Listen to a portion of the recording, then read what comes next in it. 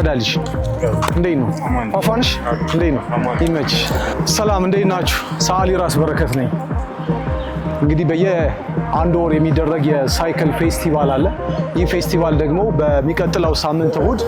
ማርች 8 ከሴቶች ቀን ጋር ተያይዞ በዚሁ አጋጣሚ ክብር ለእናቶች ክብር ለሴቶች እንኳን አደረሳችሁ ማርች 8ን በስክሌት በመጋለብ ከነፍ ኮሙኒኬሽን ጋር ጥሩ ሰዓት እናሳልፋለን ቀጣይ የብስክሌት መጋለብ ቀን ደግሞ በመላው ኢትዮጵያ የሚጀመር ይሆናል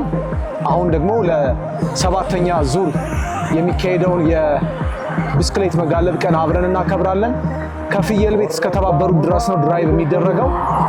ልጆቻችሁን በየቤቱ ብስክሌት ያሎቻችሁ ሰዎች ወላጆቻችሁን ይዛችሁ በመምጣት ብስክሌት ድራይቭ ማድረግ ትችላላችሁ ስለዚህ ሁላችሁም እንግዲህ ወላጆች ልጆቻችሁን ከቤት ብስክሌት አላቸው ያዋቂ ብስክሌትም ደግሞ ቤት ውስጥ ቁጭ ብሎ የሻገተ ካለ ይታጠባል እንግዲህ እሁድ ቀን ከኛ ጋር በመገናኘት ከተባበሩት ፍየል ቤት ድረስ ብስክሌት ድራይቭ እናደርጋለን አሪፍ ሰዓት እናሳልፋለን